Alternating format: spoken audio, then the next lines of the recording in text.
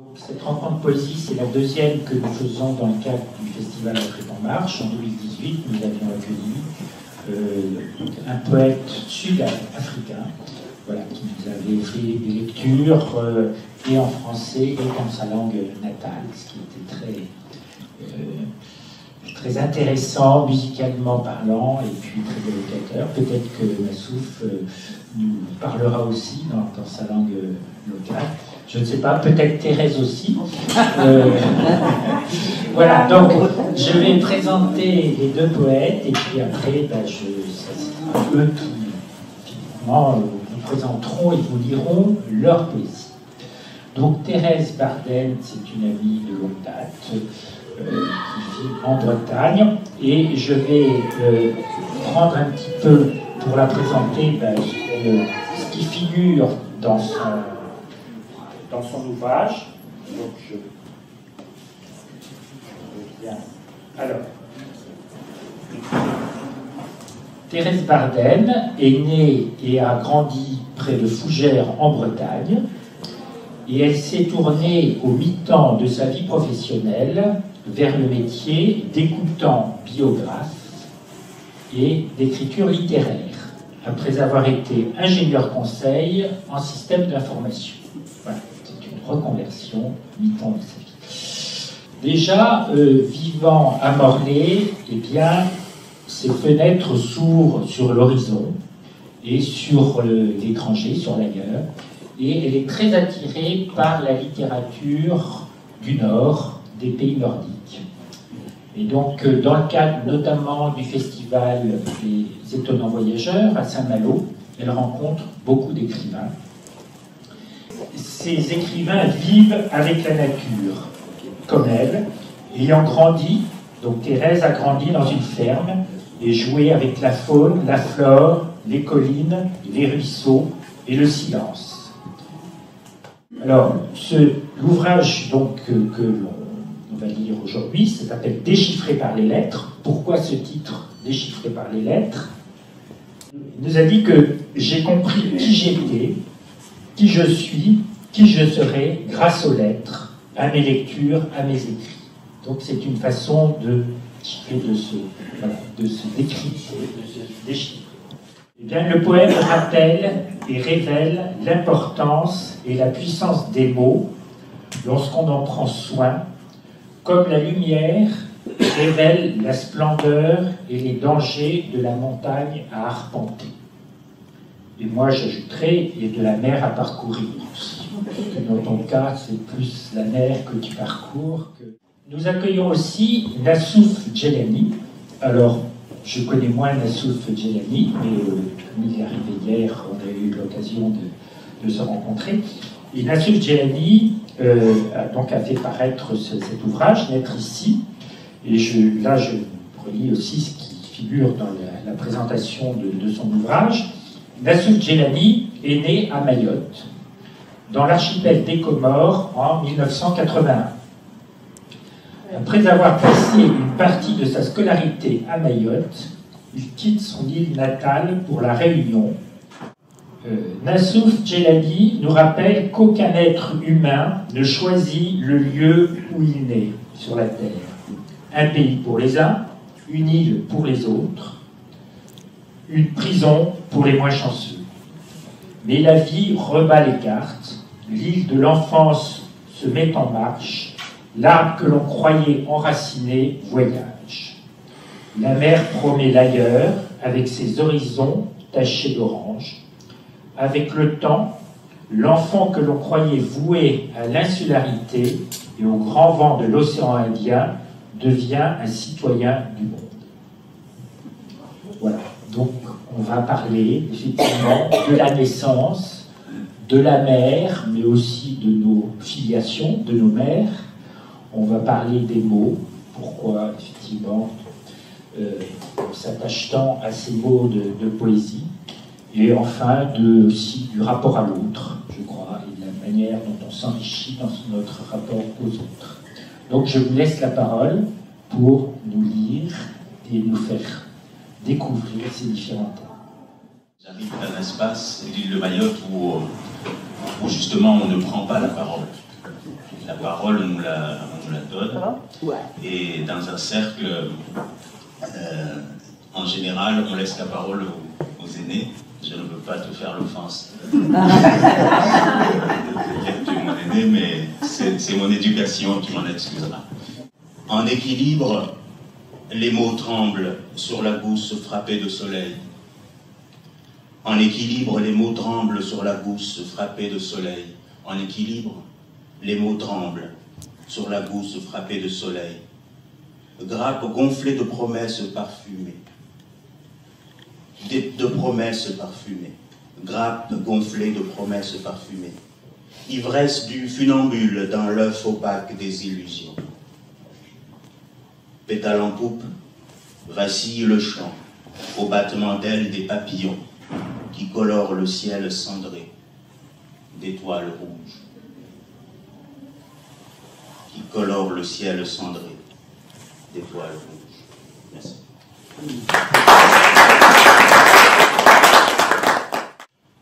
La phrase désormais, un danseur fragile sur le brasier de la bouche. La phrase désormais, un danseur fragile sur le brasier de la bouche. Il y a ce désir secret, demain dès l'aube, de te tresser un foyer où le chant des oiseaux ferait fleurir et danser le quotidien bien morne de notre présent si laid. Le quotidien bien morne de notre présent si laid. Quand dès l'aube, tu me dis que la scie douce brise ton cœur d'enfant, tes yeux sont d'acier pourpre sur ta bouche en feu. La phrase désormais, un danseur fragile sur le brasier de la bouche. La phrase désormais, un danseur fragile sur le brasier de la bouche. La phrase désormais, un danseur fragile sur le brasier de la bouche. Sur la baie de Chicony-sur-Mer, la vue se perd dans un gros œil orange. Deux pêcheurs, une pirogue à balancier sous les bras potelés, une glacière vert bouteille. Deux pagaies en bois du capopier creusent des sillons d'écume. La brise ouvre des horizons dégagés sur la baie émeraude et l'embarcation s'en va. La mer est un peintre. La mer est un peintre qui cherche et qui donne sans reprendre. La mer est un peintre qui donne sans reprendre. Chicony-sur-Mer, pour votre information, c'est mon village.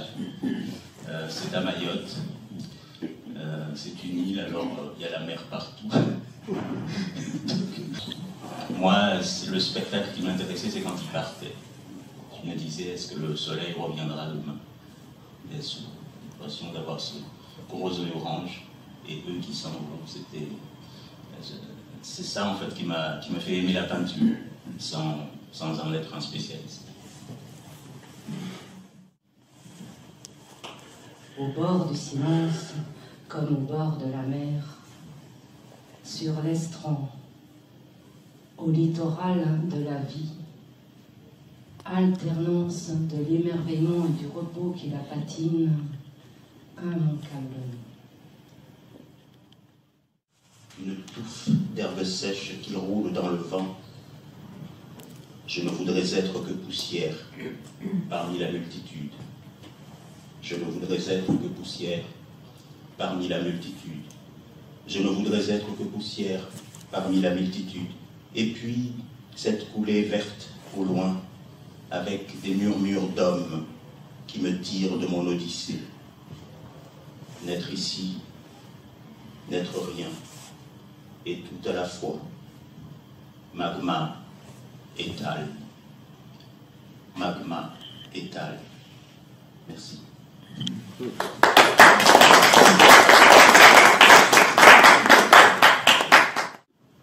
Quelques vers que j'emprunte à Yvon Lemaine, un poème qui a été mis en chant, grive prise dans la glace, qu'avec mes doigts je fasse de mes mains une étoffe. mots croisés. Croiser les mots chaque matin pour donner aux yeux le temps de faire la mise au point au jour, après la nuit sous les paupières. Mots croisés, éclairant soudain ce matin la journée d'hier sur la montagne Saint-Michel, où d'ordinaire j'aurais allumé un cierge pour l'oiselle, dont ce n'était pas un jour de mémoire. Pourquoi ?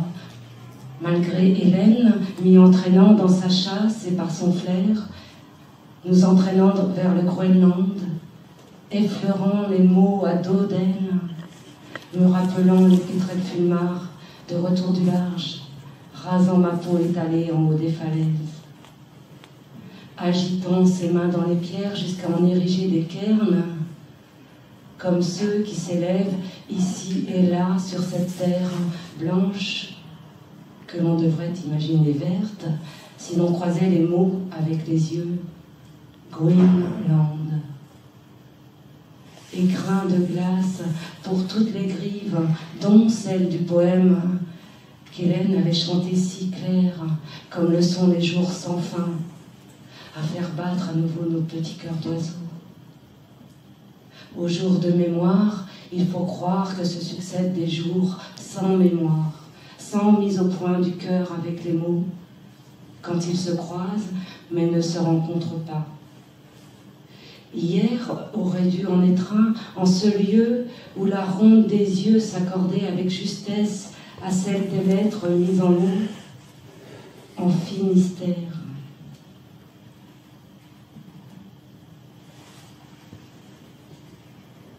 Au petit matin, j'ai croisé les mots d'hier. Glace, Groenland, charcot, cairn, avec l'un d'après la nuit, grive. Petite grive, si tu meurs, légère brise en plume, nous irons dans la lune. Petite grive, si tu meurs. Charcot, le fils, Jean-Baptiste, qui a offert aux emportés par la maladie, au nom du Père, Jean-Martin, l'écrin de glace qui préserve l'éclat de tout ce qu'elle enserre en sa mémoire, où j'aimerais voir mes cendres tomber sur celles recouvrant le Groenland, devenir neige et me fondre en elles comme la griffe du poème, si Charcot ou autre funeste phonème venait à bloquer mes battements d'ailes et m'empêcher à tout jamais de croiser les mots et d'entendre leur chant qui s'élève en chaque jour, qui se lève.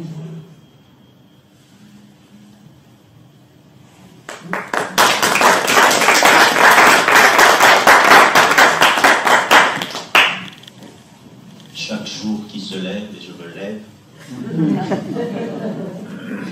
je vous regarde et je vous propose 26 lettres pour un sourire. Voici 26 lettres pour un sourire de toi, mon enfant. Que veux-tu en faire, sinon des couleurs pourpres, des soleils oranges, un coin de ciel bleu sur une fenêtre de verdure? Que pourrais-tu en faire, enfant de mes désirs, sinon me narrer le récit fou de ton vélo rouge? Qu'en ferais-tu? Les contours d'un cœur tendre sur le miroir du sable, ou peut-être brosseras-tu des coquelicots incandescents sur une toile blanche? Qu'en ferais-tu? Espérance de mes matins calmes, sinon me crayonner le sillon des routes sur la terre latérite? Je te regarderai t'élancer 26 fois s'il le faut, sur la plage vierge de la vie, et je t'offrirai toute la tendresse de mon cœur en éveil.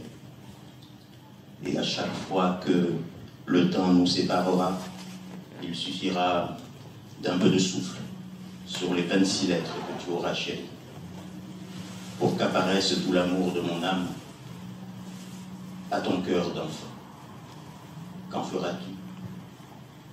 Tu me raconteras peut-être la ronde des oiseaux dans le cotonneux du ciel, Tu mettras donc du bleu et du rouge sur l'envol de tes rêves, 26 lettres d'or étalées sur une colline dominant une bananerie en fleurs, et je serai là, je t'attendrai. Il suffira de secouer les lettres pour que se tisse le chant de nos après-midi sans fin, pour que se tisse le chant de nos après-midi sans fin.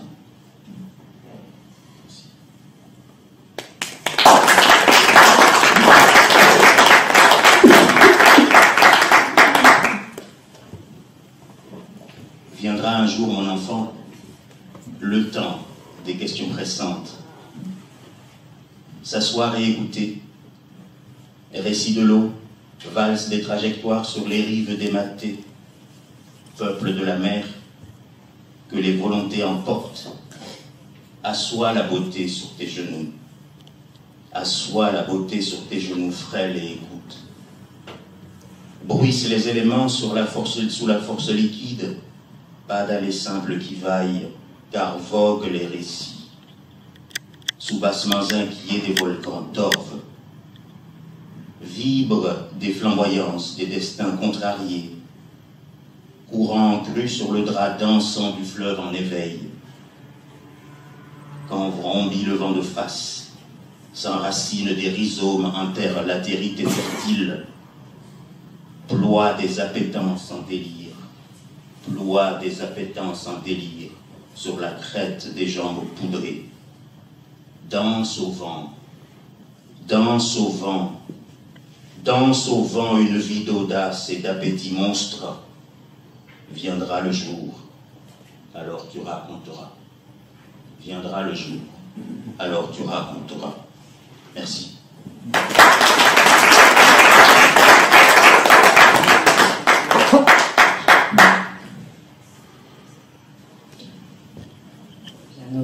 Nos poèmes se font écho. Merci pour ton travail. C'est grâce à elle. Oui, je retrouvais les mêmes mots dans nos poèmes. C'était très étrange. On parle des mêmes choses de la vie, quoi. Et je vais vous lire le début et la fin d'un long poème, du décompte au conte. C-O-N-T-E. À partir de quand n'envisage-t-on plus son existence comme un futur, où la ligne de départ était l'inconnu? Dans mon existence, je serai, je ferai. À partir de quand son existence la pense-t-on comme un décompte, avec un reste souvent paré du conditionnel de la sagesse? Quand la bascule s'opère-t-elle entre la conjecture d'un début et la certitude d'une fin? Je vous laisse avec la question et je vais poursuivre. Un jour, j'avais 20 ans, j'ai débarqué à Saint-Malo et son tout nouveau festival littéraire. Abordant le royaume des lettres, unis en ce port qui n'en finirait pas de se charger d'histoire, j'irais bien plus loin que le Royaume-Uni et comprendrais que sans elle, aucun chiffre ne me serait jamais utile. Les étonnants voyageurs réunis ici me donneraient les plus grandes leçons de vie, comme tous ceux et celles qui, un jour, décident de clore les contes et d'en passer par les lettres pour me conter leur vie, sans s'en raconter, où le moment est venu du récit, de leur histoire singulière, à la recherche de leurs poèmes, ravivant leur découverte, depuis toujours demeurée en eux. Le reste n'est pas à venir. Et pour toujours, dès lors qu'elles sont écrites, moments de vie posés en intrigue pour explorer l'énigme de leur existence dans l'espace et le temps. Unique, complexe, logique autant qu'irrationnelle. Évoquer leur présence sur Terre, une et indivisible, ou dans la lune quand ils s'en remettaient au ciel. Alors, Seulement, de récit en récit, la grande histoire, celle qui hache le temps en majuscules et avec des chiffres, pourra être racontée et donner peut-être à percevoir l'infini.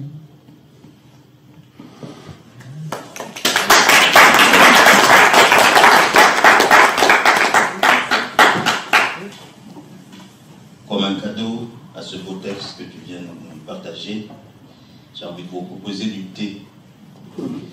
Du thé pour le passant.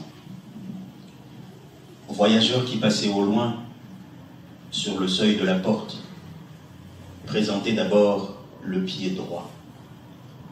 Le gauche porte malheur.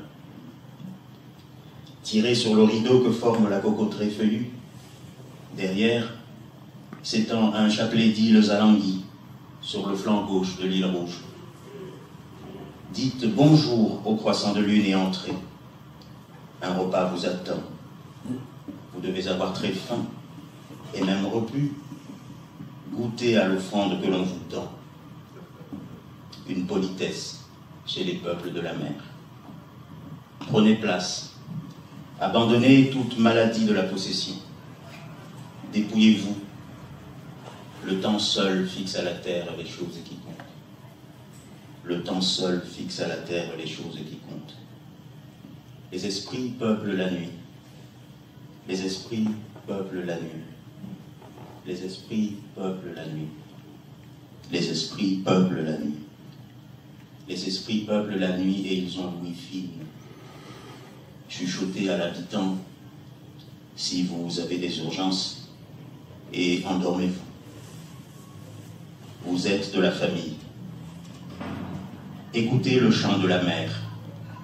Repose.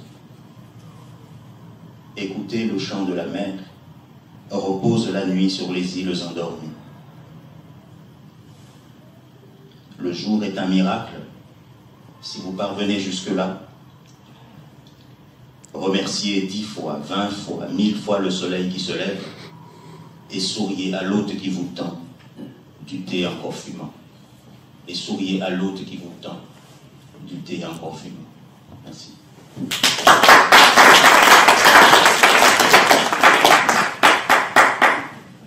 Eh bien, moi, je vais aussi faire écho avec à ce poème, avec Errant. Le vieux monsieur se promène jour après jour, seul, sur le bas-côté bitumé de la route. Il assure son pas devenu moins sûr. D'où venait l'immense nostalgie s'emparant de moi à chaque vision de la Seine à ma fenêtre et dont la source m'échappait. Je l'imaginais dans un endroit précis, sans jamais me décider à l'exploration. Un jour, l'homme ne m'a plus rappelé l'aventure promise à la recherche du fauteur de troubles. Elle, c'était elle, pas lui, m'a devancée, s'est déroulée à ma fenêtre en ce 1er mai, sans muguet. Défilé d'errants, être après être, les bras ballants d'être si seul sur la terre. La destinée de l'homme.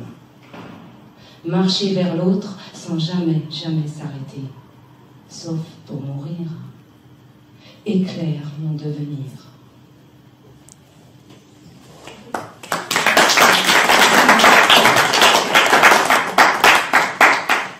Au temps jadis, sur la natte étalée des murmures de tourterelles, nous firent l'offrande d'une veillée quiète.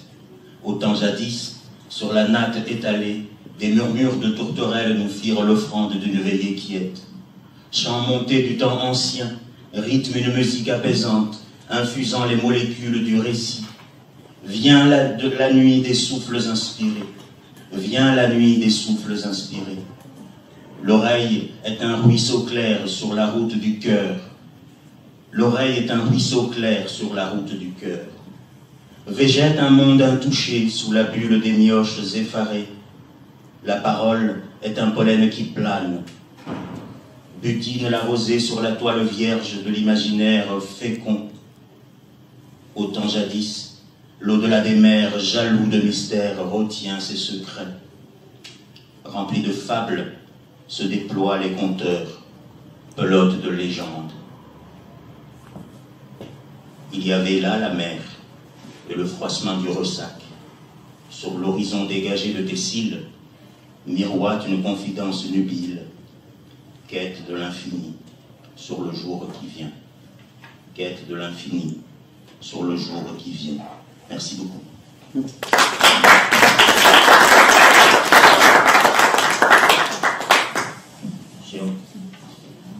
Est-ce que je peux juste vous faire entendre les sonorités de chez moi?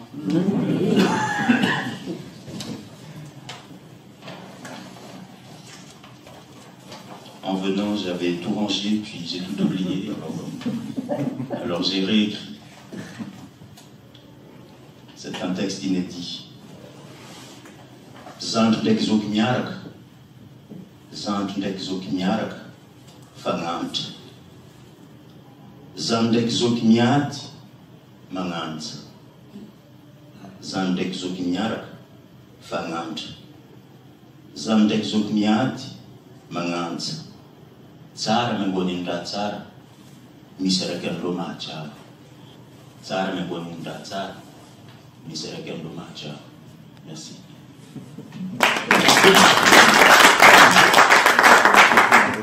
C'est l'histoire de deux frères en fait.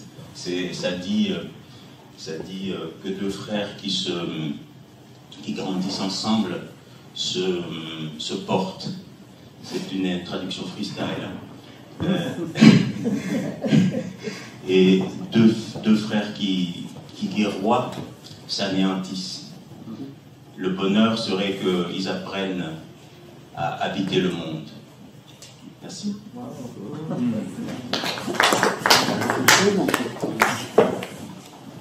Je vais enchaîner, tu me sauves, Nassouf, par un texte qui s'appelle La Renverse, qui évoque la mondialisation par l'Internet.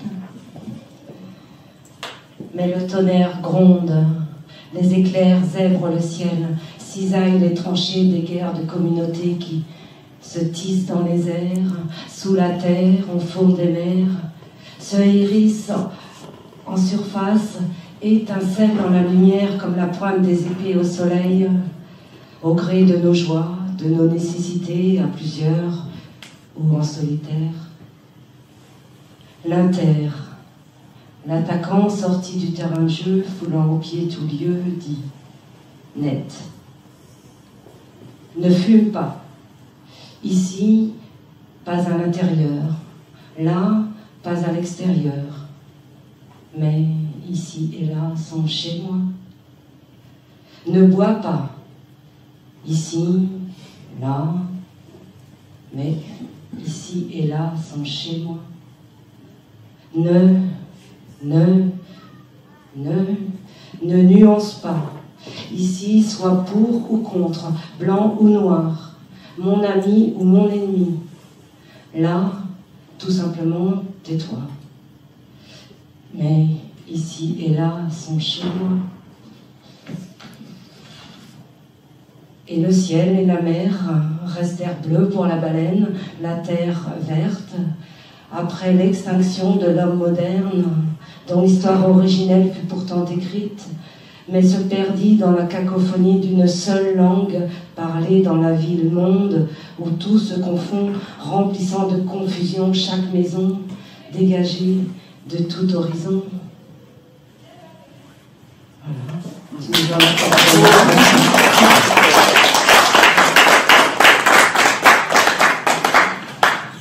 Est-ce que tu pourrais nous relire, là, j'ai un petit ouvrage, un roman que Nassouf a écrit, cette morsure trop libre, et il y a dans cet ouvrage en même temps des poèmes, et puis tu as dans les deux langues. On aimerait bien l'entendre en français et le entendre en ta langue. C'est possible. Naturellement. Andai a nos afko. Andai a nos afko. Antisoma zadade. Antisoma zadade. Ntiam tsai tsai a nos afko. Où vas-tu, enfant de mon enfant? Jouer, mère de ma mère. Tu affectionnes les labyrinthes, enfant de mon enfant. J'aime me perdre dans les délices du jeu, mère de ma mère. Mi pujana no zafko, mi la itsanga na zatate. Mi pujana no zafko, mangala hawa zatate. Miskaka noram tane o zafko, mwilefa zatate. Misampangala hatan lala no zafko, mwilumai zatate. Reviens à moi, enfant de mon enfant. Mes jambes commandent de se détendre, mère de ma mère. Reviens à moi, enfant de mon enfant. L'air doit visiter mes poumons, mère de ma mère. Des malins rôdent dans les environs, enfant de mon enfant. Mes jambes portent loin, mère de ma mère. Les mangeurs de foie rôdent, enfant de mon enfant. Les mangeurs de foie rôdent, enfant de mon enfant. Mes jambes ont l'endurance, mère de ma mère. Merci.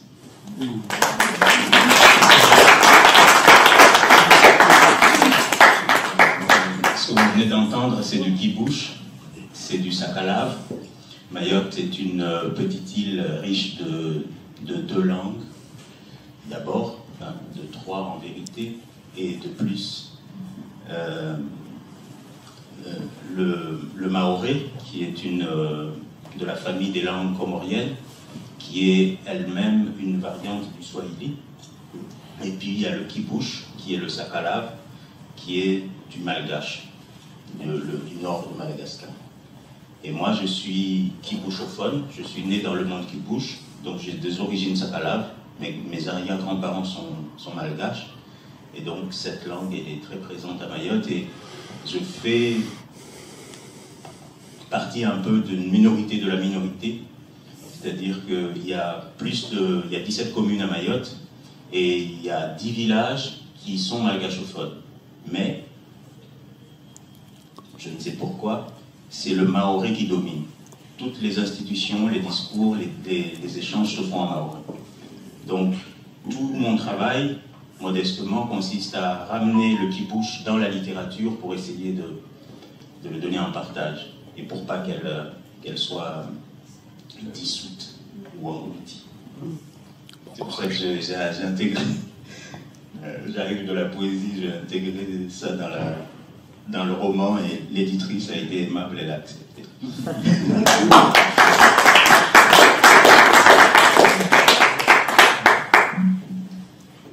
Tu me donnes l'occasion de dire un poème que je ne dis jamais.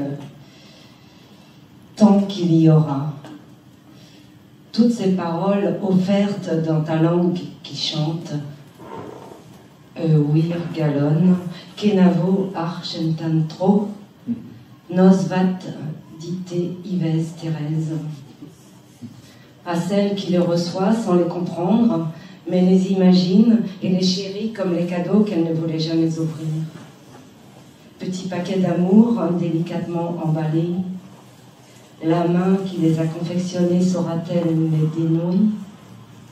La voix qui les a enveloppés saura-t-elle les libérer? Main dans la main, les enfants vont sans se hâter, même quand ils courent, se mettent à nu pour se baigner aux rues et enchanter leur jour.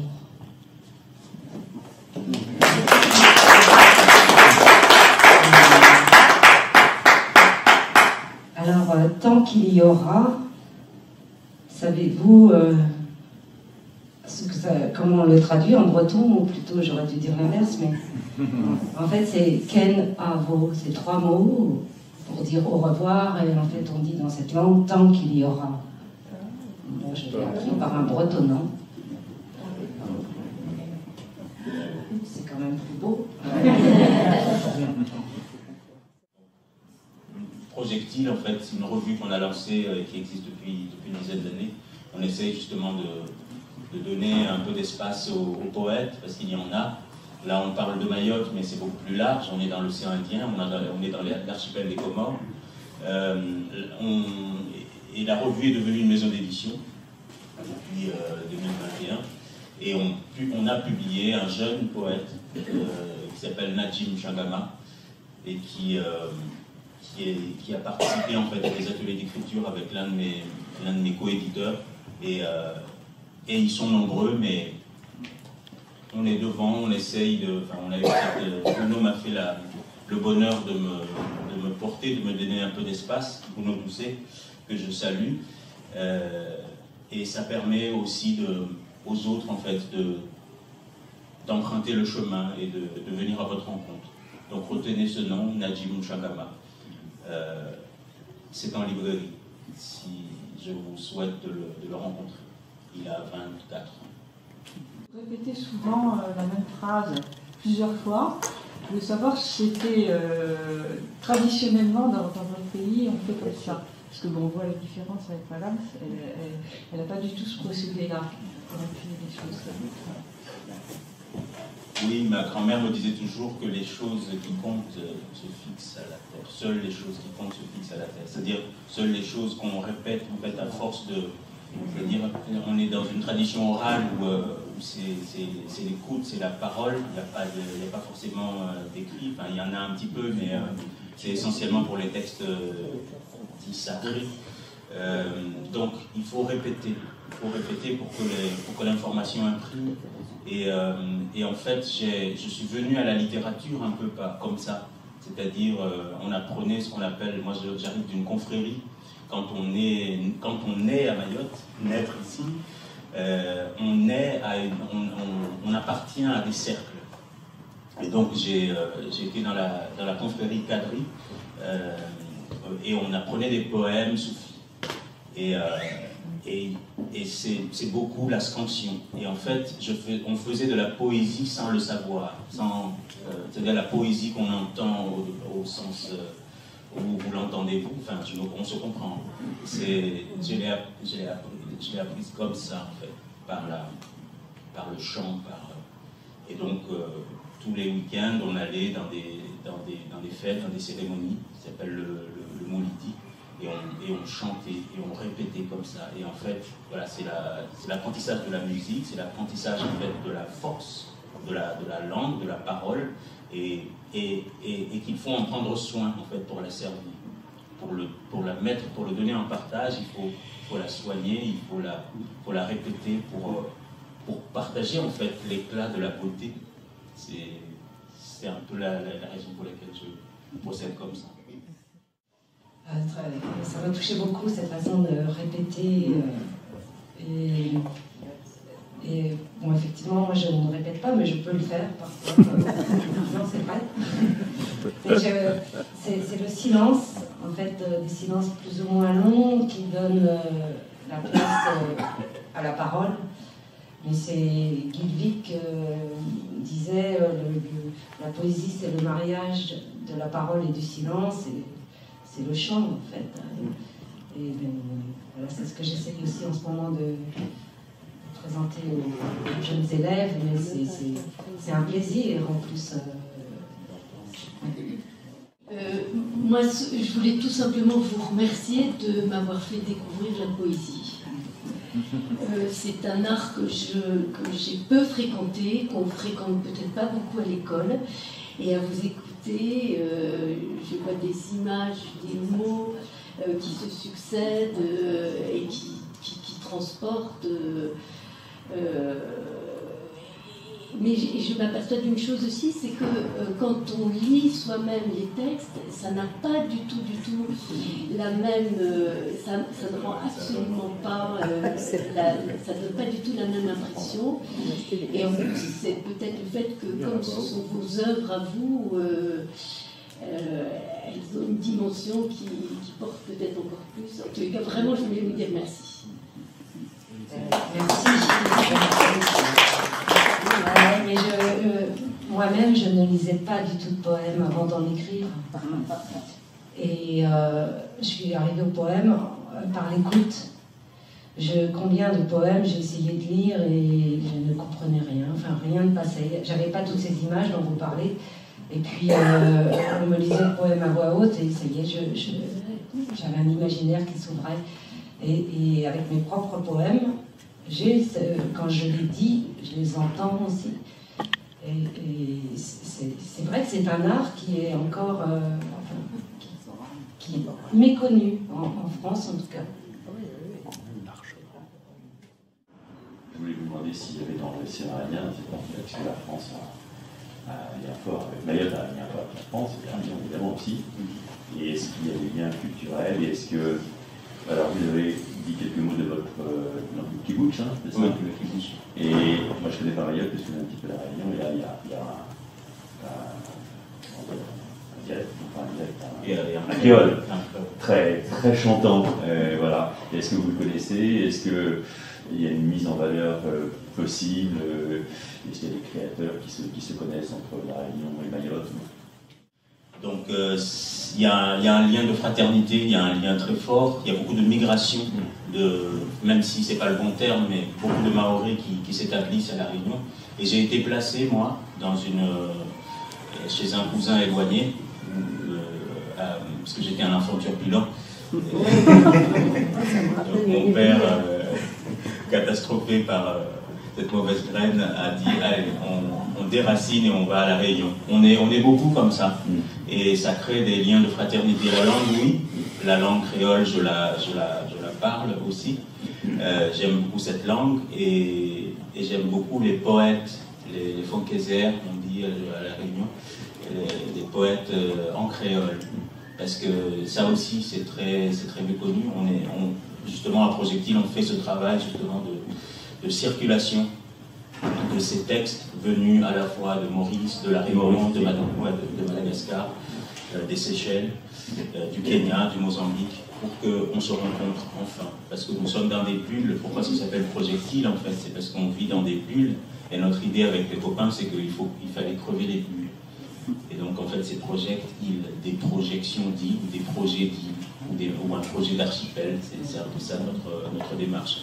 Donc des poètes réunionnais, oui, il y en a d'immenses. Bon, les plus connus, Comte de Lille et d'autres. Et puis il y en a des plus contemporains, Jean-François Samlong. Je ne sais pas si vous le connaissez. On le connaît plus comme romancier en France, parce qu'il est publié à la fois chez Grasset et chez Gallimard. Mais c'est aussi un grand poète. Et toute sa poésie, malheureusement, est moins connue. Elle est publiée essentiellement à La Réunion, à la fois en français et en créole. Il y a des jeunes poètes qui arrivent à la fois en français et en créole.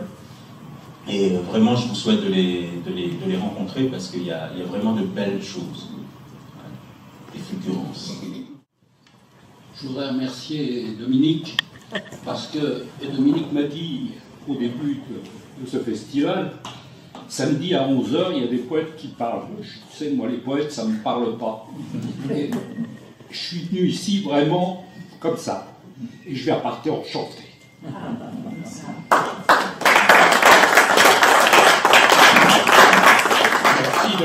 J'ai un poème qui dit ça, oser le poème, parce que j'en avais écrit une quarantaine en 2020 et je me disais, c'est quoi un poème? En fait, je savais que c'était des poèmes, mais je ne savais pas les définir. Et je me rendais compte qu'il fallait oser quelque chose. Il faut oser. Ouais. Jouer avec les mots. C'est tellement une langue qu'on n'utilise pas au quotidien, non utilitaire. Et Thérèse me racontait ce matin les ateliers d'écriture qu'elle fait avec les petits de CP, CM1. C'est génial de les voir écrire, faire de la poésie. Quoi. Oui, moi j'ai été à l'école coranique et en fait on n'y apprend pas que l'abrutissement des masses et l'anonnement d'un texte hermétique qu'on ne pouvait pas déchiffrer parce que n'étant pas forcément locuteur de la langue arabe, il y avait un côté un peu abrutissant, mais en fait j'ai malgré moi, en fait, justement, appris la poésie. Et appris, justement, que la langue, en fait, c'est pour créer du sens. En fait, ça peut être des sons. Parfois, il faut pas chercher forcément à comprendre, il faut entendre, en fait, une musique de la langue. Et en fait, je me suis dit, j'ai pas perdu mon temps, en fait. Pendant longtemps, j'ai été fâché avec l'école coranique, mais en fait, quelque part, je me rends compte que c'était un apprentissage, en fait. douloureux, mais c'est vraiment beau en fait, le travail en fait sur la langue, l'attention accordée en fait, à la phrase. Merci monsieur pour vos mots. Je me dis, le poème, c'est une harmonie entre le son et l'essence, les significations, les perceptions. Et si on commence à se demander comment les mots sont apparus, chaque mot, bien là on tombe dans un abîme. Et je me dis, parce que l'écriture, on sait, les lettres, mais les mots eux-mêmes, chaque mot, c'est quand même... Et ça vient d'abord du son. Et quand on entend bien, on comprend bien aussi, je crois. On comprend... Voilà. Martin, nous sommes allés en Iran, par exemple, et là, la place de la poésie est énorme, est encore énorme. Et peut-être qu'en France, au XIXe siècle... En Islande. En Islande. Donc, tout n'est pas perdu. C'est comme des vagues, c'est comme la marée, ça va et ça vient. Voilà.